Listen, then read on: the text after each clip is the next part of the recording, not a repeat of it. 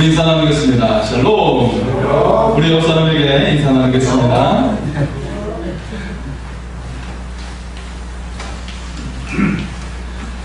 여러분 함께 나누고 싶은 하나님의 말씀이 있습니다. 호세아 14장 6절의 말씀입니다. 가지는 포즈며 그의 아름다움은 감람나무와 같고 그의 향기는 레바논의 백향호 같으리. 아멘. 네. 여러분의 삶 가운데 감람나무, 올리브나무 같은 아름다움이 있고, 그리고 레바논의 백향목과 같은 향기가 넘치는 삶이 될 수 있기를 축복합니다. 네. 우리가 하나님 안에 거하고 하나님의 그 신실하신 안에 거하면 반드시 그런 삶이 될 줄 믿습니다. 요즘에 혼밥하는 사람이 많이 있어요. 네. 혼밥이 뭡니까? 혼자 밥을 먹는 사람들이죠. 네. 젊은 사람들도 혼밥을 하고, 연세 든 사람들도 혼밥을 하고, 그런 분들이 많이 있는 것을 볼 수가 있습니다. 뭐 집에 가족이 같이 산다 할지라도 여러 가지 서로 스케줄이 맞지 않으니까 혼밥하는 사람들이 많이 있는 것을 알 수가 있어요. 식당에서 보면, 우리는 보통 식당에 가면 보통 누군가와 같이 만나서 식사를 하잖아요. 하지만 요즘에는 또 식당에서도 혼밥하는 사람들이 많이 있는 것을 볼 수가 있습니다. 또 반면에 오늘날 우리나라에 젊은 사람들 30, 40대 이혼율이 높아지고 있고, 또 신문에 보니까 50, 60대 이혼율이 높아지고 있다고 그럽니다. 서로 불편한 상태로 살고 싶지 않다라고 말하고 있어요. 참 안타깝죠? 또 명절이 가까울수록 그런 이야기들은 더 많이 들려온다는 것을 볼 수가 있습니다. 그러나 사실 이혼은 하나님께서 원치 않으시는 것이고, 그리고 사탄의 솜씨라는 것을 기억할 수 있기를 바랍니다. 모든 사람은 외로워요. 그리고 아무리 자신을 포장해도 외로움은 누구에게나 있다는 것입니다. 집에서 혼자 식사하시는 분들은 반드시 라디오나 TV를 켜고 식사하는 것을 볼 수가 있어요. 특히 어르신들 가운데서는 하루 종일 TV를 켜놓는 것을 볼 수 있어요. 그것을 보기 위해서가 아니라 적막함을 없애기 위해서, 외로움을 느끼지 않기 위해서 그렇게 하고 있는 것이죠. 알버트 슈바이처는 말했습니다. 우리는 늘 같이 있지만 외로움으로 죽어간다. 우리는 같이 있는 것 같아도 외로움을 느끼고 있다는 것이죠. 아주 서글픈 말입니다. 오늘 본문의 바울은 빌립보 교회를 향해서 마음을 같이 하고 같은 사랑을 가지고 뜻을 합하여 한 마음을 품으라고 권면하고 있어요.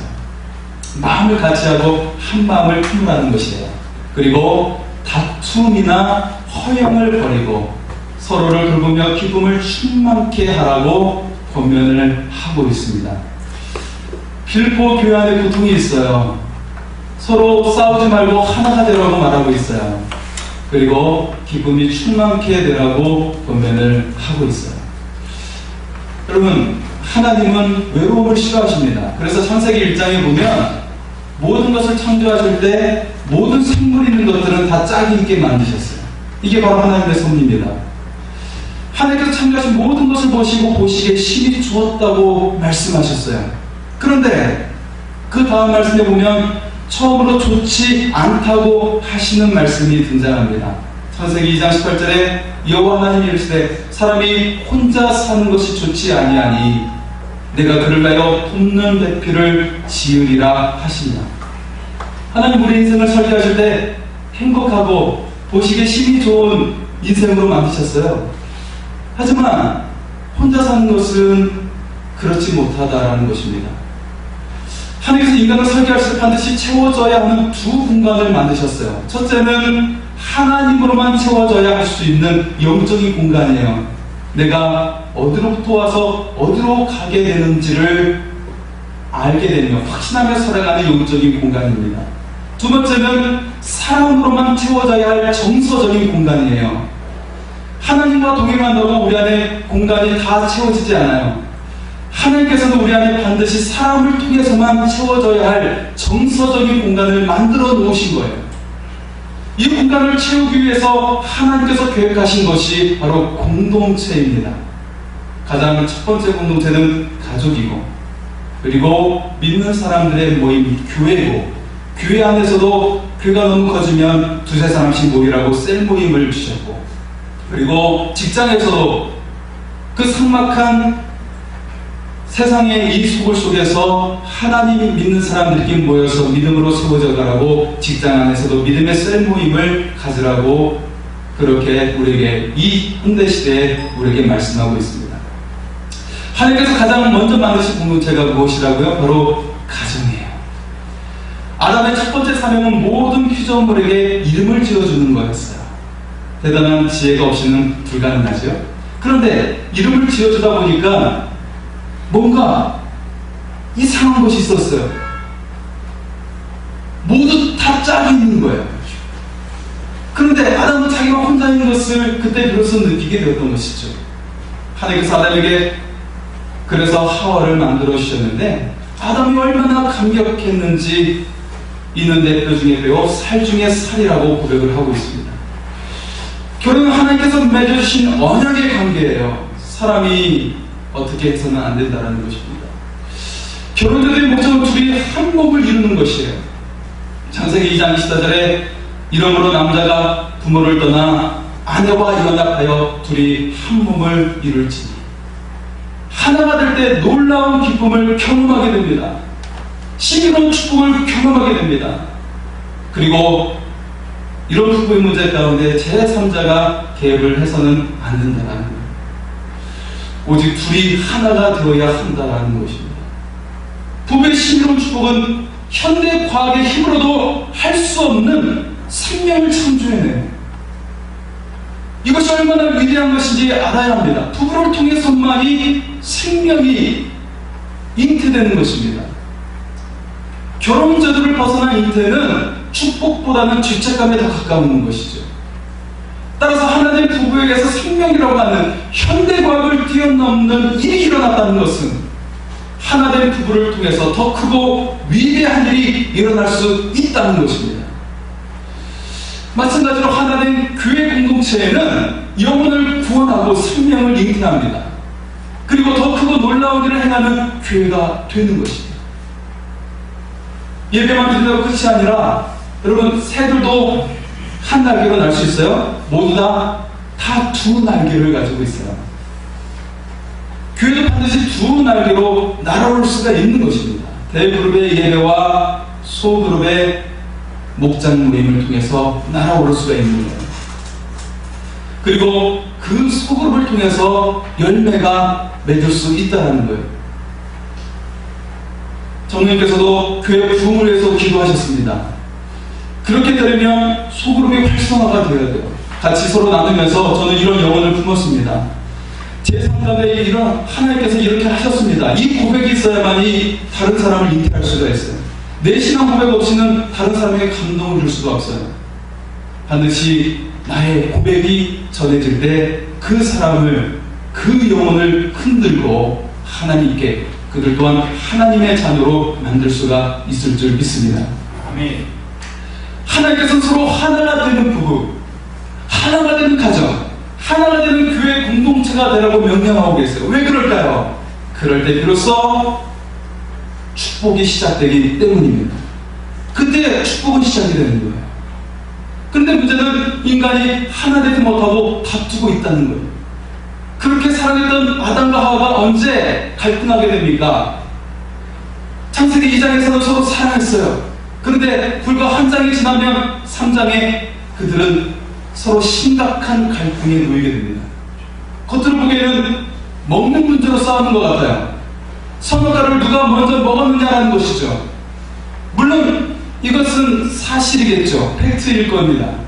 그런데 근원적으로는 부부가 하나님을 떠났기 때문이에요. 선악과를 먹었다는 것은 하나님을 버렸다는 것입니다. 선악과는 하나님을 모시고 있느냐 모시지 않느냐의 문제인 것이죠. 결국 아담과 하와의 갈등은 하나님을 떠난 죄 때문이었어요. 죄가 들어오면서 두 사람은 사랑의 대상이 아니라 아픔의 대상이 되고 말았어요. 서로 이해하고 사랑하는 것이 아니라 하나님께 고발하는 대상이 되고 말았어요. 돈은 대필이 아니라 누가 더 힘이 센지 경쟁하는 대상이 되고 말았어요. 싸울 때마다 지지 않겠다고 다짐하는 것처럼 싸우고 말았어요. 그렇게 부부싸움은 에덴 동산에서부터 시작되었습니다. 우리는 가끔 자녀들이 잘한 것을 나를 닮아서 그렇다고 그러죠. 근데 자녀들이 문제가 있으면 배우자가 합니다. 당신 닮아서 그래. 그럽니다. 그런데 이런 모습도 선악과를 따먹은 아담과 하와의 후예이기 때문에 서로 탓을 하는 것입니다. 오늘날 많은 부부가 먹는 문제로 싸웁니다. 즉 경제 문제, 자녀 교육 문제, 집을 장만하는 문제, 이와 같은 문제는 모두 먹는 문제에서부터 파생된 것들이죠. 특히 한국에 깔려있는 체류 문화 때문에 남은 음식에서 더 잘 사는 것처럼 보여져야 돼요. 더 자녀들이 잘 되는 것처럼 보여져야 돼요. 그러다 보니까 더 많은 문제들이 발생해요. 그럴 필요가 없다는 것이에요. 아무리 90평 되는 아파트에 사는 사람 집에 가봤어요. 늘 근심 걱정 많아요. 삼성의 이전 회장이 결혼했을 때 살았던 그 아파트에 사셨던 집사님 부부가 있었는데 사는 게 사는 것 같지 않아요. 늘 근심 걱정이 많아요. 그리고 강남에 30억 되는 아파트에 사는 사람 집에 가봤어요. 늘 경계하고 다투고 텅 빈 공간에서 외롭게 살고 있어요. 이게 무슨 의미가 있습니까? 정말 우리에게 있어야 하는 것은 겉으로 보여지는 체면이 아니에요. 영적인 공간과 정서적인 공간이 문제라는 것이죠. 곧 하나님과 하나가 되어야 하고 부부가 하나 되어야 하고 공동체가 하나 되는 영적이며 정서적인 문제라는 것입니다. 그래야 생명의 잉태가 일어나고 생명의 역사가 일어나고 더 크고 놀라운 역사가 일어날 줄 믿습니다. 어떻게 하면 함께 살아가는 기쁨을 누릴 수가 있을까요? 그 첫째는 함께 사는 것은 어렵다는 것을 인정해야 하는 것입니다. 바울은 함께 사는 것이 어렵다는 것을 인정하고 있어요. 그래서 교회 공동체가 늘 갈등이 있다는 것을 인정하고 있어요. 고린도 교회, 데살로니가 교회, 빌보 교회도 나만 있는 것이 아니라 나와 함께 살아가는 다른 사람도 힘들다는 것을 우리는 인정할 수 있기를 바랍니다. 아멘. 나만 힘든 게 아니에요. 나와 같이 사는 얼마나 더 힘들까요? 그걸 인정할 수 있어야 돼요. 아담과 하와만 싸운 것이 아니었어요. 그의 사랑하는 자녀 가인과 아벨을 싸우고 심지어 아벨은 죽임까지 당했어요. 아브라함과 조카 롯도 갈라섰어요. 그렇게 사랑했던 아들과 같은 조카인데 아브라함의 부인 사라와 이스마엘을 낳은 여종 하갈과 늘 갈등이 있어서 결국 보내야만 했어요. 야곱은 그의 두 아내 레아와 라헬이 늘 싸웠어요. 이처럼 부부든 형제든 자매이든 주인과 종이든 함께 사는 것은 힘들다는 것을 우리는 먼저 인정하는 것입니다. 김동일 교수는 이를 때 다음과 같은 유머를 이야기했습니다. 나이 든 한 남자가 두 여자와 이렇게 살게 됐어요. 근데 이 남자는 대머리일 확률이 높다는 거예요. 왜 그러냐면 젊은 첩의 집에 가면 흰머리가 많이 났네요 하면서 흰머리를 계속 뽑아준대요. 젊게 보이도록 만들기 위해서. 그리고 이제 본처 집에 가면 본 부인이 흰머리가 많이 났네요 라고 말하면서 검은 머리만 뽑아준대요. 젊어 보이면 안 되니까. 그런데 이 집 저 집을 오가다 보니까 결국 대머리가 되는 확률이 높다는. 죄송합니다. 머리 숱이 없는 분들 죄송합니다. 저도 머리 숱이 없습니다. 네, 유머일 뿐입니다. 네. 그래서 두 여자와 함께 사는 것이 얼마나 힘든지를 말해주고 있는 것이죠. 예수님도 공동체가 완벽하지 않다는 것을 인정하셨어요. 예수님께서 첫 번째 세우셨던 그 12제자들 어땠습니까? 주님이 자리만 비우면 서로 자신이 큰 자라고 싸웠어요. 이와 같이 콩가루 같은 그런 공동체가 없습니다. 자리만 비우면 싸워요. 내가 더 잘났다고 싸우는 거예요. 늘 늘 시기와 질투가 있고 경쟁했어요. 그런데 그들이 나중에 성령 충만해지니까 이 문제가 해결되게 되었습니다. 하지만 그 전까지는 늘 다투었던 사람들이었어요. 완벽한 사람이 없듯이 완벽한 교회 공동체도 없다는 것이에요. 함께 살아가는 기쁨을 얻기 위해서는 먼저 함께 사는 것이 어렵다는 것을, 인간관계가 어려울 때 여러분 차별하지 마세요. 인생이 그런 것이다 라고 그냥 한번 웃으시기 바랍니다. 그런 것이 뭐 나도 불안정하네 뭐 어떻게 하겠어, 그렇게 하면서 한번 웃으시기 바랍니다. 이럴 때 이것을 인정하는 것부터 새로운 관계는 시작될 수가 있습니다. 어떤 이들은 루드에 당첨돼서 좋겠다고 말하기도 해요. 그런데 그들 역시 타락한 삶을 살다가 쪽박을 차거나 엄청난 인간관계의 갈등으로 괴로움을 안고 살아가는 사람들이 있어요. 이것 때문에 괴로워요. 금수저로 태어난 사람은 좋겠다고 말하는 사람이 있어요. 정말 좋을까요? 그들 역시 타락한 삶을 살거나 혹은 서로 그것을 빼앗기지 않기 위해서 가족도 갈등하고 친척도 갈등하고 혹은 자신의 자리를 차지하려고 하는 사람들과 갈등하면서 그렇게 괴로운 가운데 살아가는 사람들이 있어요. 쉬운 인생이 하나도 없다는 것입니다. 그 자리에 오른 만큼 그것을 유지하기 위해서 엄청난 고통이 있다는 거예요. 연예인들 좋을까요? 연예인들 쉽게 돈을 버는 것 같지만 사기꾼들이 한 30명이 달라든대요. 얘기 들어보니까 30명이 달라든대요. 언제 어떻게 사기당할지 모르는 게 연예인들의 위치예요. 누구나 다 아는 사람들이기 때문에, 공인이기 때문에. 그래서 우리는 인생이 어렵고 관계가 어렵다는 것을 먼저 인정할 줄 알기를 바랍니다. 그 사실을 인정할 때 우리는 아름다운 관계가 시작될 줄 믿습니다. 두 번째는 사람은 누구나 부족함이 있다는 것을 인정하시기 바랍니다. 오늘 말씀 3절에 아무 일이든지 다툼이나 허용을 하지 말고 오직 겸손한 마음으로 각각 자기보다 남을 낮게 여기라고 말하고 있어요. 우리는 모두 부족함이 있다는 것을 인정하고 겸손해야 한다는 것이에요. 우리가 가지는 잘못된 환상은 나는 완벽한데 다른 사람이 조금 이상하다고 착각하는 것입니다. 나는 문제가 없고 상대방이 문제라고 생각을 합니다. 그런데 건강한 교회와 가정이 되기 위해서는 진실해야 합니다. 그리고 겸손해야 합니다. 우리는 서로의 부족함을 진실되게 인정할 줄 알아야 하는 것이죠. 미국의 할인점에 가보면 보이는 대로의 코너가 있어요. 보이는 대로 코너. 그리고 거기는 다음과 같은 안내 문구가 있습니다. 여러분이 보는 대로 이 물건들은 하자가 있습니다. 그래서 가격이 쌉니다. 그러나 기억해야 할 것은 한번 물건을 구입하면 반품 불가, 환불 불가, 교환 불가입니다. 완벽한 상품을 원하신다면 이 코너를 이용하지 마시기 바랍니다. 뭔가 하자가 있기 때문에 할인하는 코너이기 때문에 그렇습니다. 우리도 마찬가지예요. 사람들마다 다 꼬리표가 있어요. 안내하는 꼬리표가 있어요. 저에게는 하자가 있습니다. 저는 때때로 사람을 잘 속입니다. 함부로 말합니다. 우유부단합니다. 걸핏하면 화를 냅니다. 그런 하자가 있더라도 놀라지 마십시오.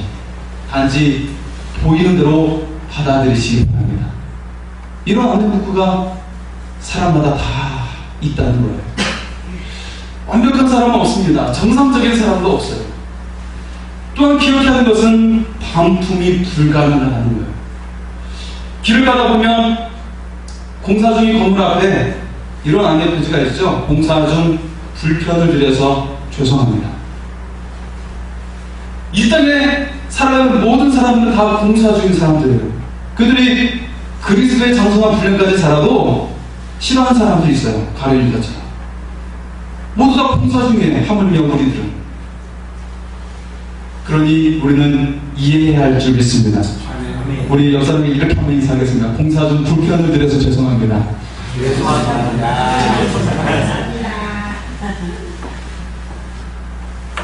우리가 결혼한 후에 서로에게 흠이 발견되면 반품하려고 합니다. 그토록 간절히 원해서 낳은 자녀를 키우면서 흠을 발견하면 반품을 하려고요. 사실 우리는 상당히 싼 가격으로 서로를 사서 결혼을 한 거예요.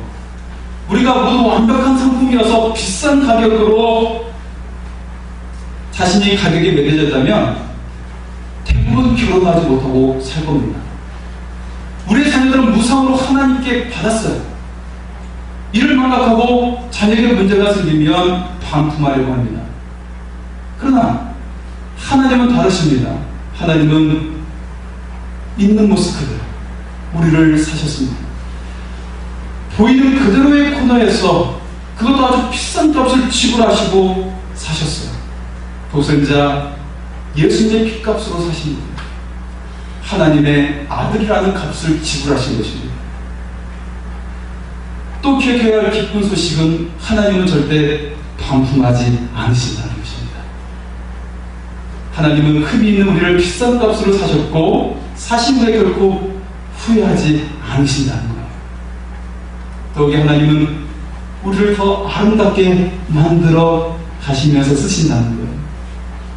흠 있는 우리를 비싼 값에 사시고 그리스도를 닮은 사람들로 만들어 가신다는 것입니다. 우리가 하나님의 사랑을 맞이하고 그 사랑을 닮아갈 때 우리가 모든 것을 포용하고 용납할 줄 아는 그 마음의 사람이 될 줄 믿습니다. 아멘. 마지막 세 번째로 하나님의 안목으로 서로를 바라보십시오. 바울은 오늘 1절에 성령의 무슨 교제나 긍휼이나 자비가 있거든이라고 말씀하고 있습니다. 다시 말해서 성령님을 의지해서 긍휼과 자비의 마음으로 바라보라고 말씀하고 있어요. 바울은 앞에 1장 8절에서도 그리스도의 심장으로 너희들을 사모한다고 말씀하고 있어요. 주님의 마음, 그 심장으로 사모한다는 것입니다. 주님의 제자들도 결국 성령님을 받은 후에야 비로소 다툼이 멈췄어요. 성령님을 통해 하나님의 안목으로 긍휼의 마음으로 서로를 바라보게 된 것입니다. 그래서 다툼이 멈추고 하나가 되어 놀라운 역사를 이루는 초대교회가 된 적이 있습니다. 제 고향교회에 제 동기와 후배가 있었는데 늘 만나면 싸웠어요. 회의하고 그러는데 늘 만나면 싸우는 거예요. 근데 나중에 사귀더라고요. 그리고 결혼까지 했어요. 그 친구가 굉장히 까다롭고 깐깐한 친구인데 물어봤어요. 왜 그렇게 성격이 안 좋은 애랑 사귀지? 물었어요. 그랬더니 그 여자애가, 자매가 부모가 없었어요. 부모가 빨리 세상을 떠나가지고 악착같이 사는 아이는 후배였는데 내가 돌봐줘야 될 것 같아서 그렇게 내가 함께 살기를 원한다라고 이야기를 하는 거였어요. 얼마나 그 고백이 정말 너무 감사하고 대단하다는 그런 생각을 가지게 되었습니다. 우리에게 하나님의 안목에 눈이 뜨이며 사탄의 그림자가 다 가시고 하나님의 안목으로 눈이 뜨이며 우리는 서로에게 흠을 보려고 하는 것이 아니라 긍휼의 마음, 포용하는 마음, 하나님의 사랑으로 품는 마음으로 다가서게 될 줄 믿습니다. 아멘. 오늘 우리의 관계는 될 수가 있습니다. 한 가지 이야기를 하고 말씀을 마치겠습니다. 영국의 양을 방목하던 한 마을에서 두 사람이 양을 절도하는 죄를 범하고 말았어요. 그래서 판사는 그들을 법정에 세워서 몇 년간 복역을 하게 하고 그리고 그들의 이마에 뜨거운 쇠로 지져가지고 스틸링이라고 하는 S자, 절도죄라는 뜻을 말하는 S자를 낙인 찍히는 형벌을 내리고 나왔습니다. 그들이 형기를 마치고 나오게 되었는데 두 사람 중에 한 사람은 그 마을을 떠나고 소식이 없게 되었어요. 그리고 남은 한 사람은 그 마을에 그대로 살면서 내가 지은 죄를 뉘우치며 내가 하나님을 위해서 살겠다고 다짐했어요. 그러면서 마을 사람들을 도와주면서 살기를 시작했어요. 세월이 지나 그 사람을 통해 그 마을에서 아픔을 겪은 사람들, 크고 작은 어려움을 겪은 모든 사람들이 그의 도움을 받게 되었어요. 그 마을에서 어떤 누구도 도움받지 않은 사람이 없게 되었어요. 이제 아무도 그가 옛날에 양을 도둑질한 사람이라는 것을 기억하거나 그리고 말하려고도 하지 않게 되었다는 거예요. 사람들은 그가 은혜와 사랑이 가득한 마음으로 자신들에게 준 것만을 말하고 다녔어요. 이 이야기는 두 소년들의 대화로 끝을 맺게 됩니다. 이제는 노인이 된 S라는 나이 지킨 이 사람이 지나가자 한 소년이 친구에게 물었어요. 왜 저 할아버지는 이마에 S자라는 글자를 찍고 다니는 거지? 그래서 친구가 말합니다. 잘은 모르지만 엄마가 저분에 대해 말하시는 것을 보아서는 틀림없이 성자를 뜻하는 세인트의 S자일 거야. 여러분, 무너진 관계도 회복될 수 있습니다. 주님이 이를 위해 이 땅에 오셨고 희생하셨습니다. 우리를 품으시고 자신의 생명을 내어주신 것입니다. 이처럼 내 안에 예수님을 받아들이고 그 사랑을 받아들인다면 나는 이제는 사랑을 실천하고 내가 섬겨주기 위해서 사는 자로 그 삶의 모습이 바뀌게 될 것입니다. 우리는 주님의 사랑을 통해서 새로운 관계를 시작할 수가 있어요. 나를 부인하고 그리스도를 닮아가는 삶을 살아간다면, 즉 나의 옛사람을 버리고 오직 사랑만 남고 경소만 남고 그리스도를 닮아가는 그런 삶을 살아간다면 가능합니다. 함께 살아가는 기쁨을 위해서 우리는 하나님의 안목으로 서로를 바라볼 수 있기를 바랍니다. 하나님이 나를 불쌍히 여기신 것처럼 지금 나의 배우자, 자녀들, 동역자들, 직장 동료들을 불쌍히 여기시기 바랍니다. 얼마나 험악하게 살았으면 이렇게 나한테 대할까라고 생각하면서 그냥 아픔을 이해하고 내가 당신을 치유해주는 치유자로, 내가 위로자로 살겠습니다라고 하는 고백이 우리 그리스도인들에게 있을 수 있기를 소원합니다. 아멘. 오늘 우리에게 필요한 것은 긍휼히 여기는 마음입니다. 우리 한국에 긍휼히 여기는 마음이 사라지고 있어요. 늘 다퉈요. 늘 내가 잘났다고 하고 상대방이 잘못했다고 말해요. 그것은 사탄의 작업입니다. 그리스도의 사랑은 그것을 다 내려놓고 긍휼히 여기는 마음을 품는 것입니다. 사람들은 모두 다 외로워요. 또한 불완전합니다. 그리고 미숙합니다. 그러나 그런 우리를 하나님께서는 비싼 값으로 사셨습니다. 독생자의 아들 예수의 값으로 지불해 주셨습니다. 그리스도는 우리를 죄에서 구원하시기 위해 이 땅에 오셨어요. 그리고 이를 통해 이루고자 하시는 것은 우리와 하나님과 깨졌던 그 관계를 화목하게 만드시는 것이고, 또 우리가 함께 살아가는 사람들과 화목하게 하기 위해서 주님이 돌아가신 것입니다. 선악과를 따먹고 자기만 생각해서 사랑하는 사람에게 탓을 돌렸던 인간이 이제 그 안에 하나님의 사랑이 회복되어 하나님이 거하시면 드디어 하나님의 안목으로 서로를 바라볼 수 있을 줄 믿습니다. 이처럼 우리를 사랑하신 하나님의 안목으로 서로를 바라볼 수 있게 바랍니다. 우리를 향하신 하나님의 뜨거운 사랑으로 그 긍휼의 마음으로 서로를 바라볼 수 있게 바랍니다. 그래서 여러분의 삶에 함께 살아가는 기쁨이 충만해지기를 소원합니다. 함께 살아가며 하나가 되어서 생명의 역사, 부흥의 역사, 더 큰 놀라운 역사가 일어나는 삶이 될 수 있기를 축원합니다.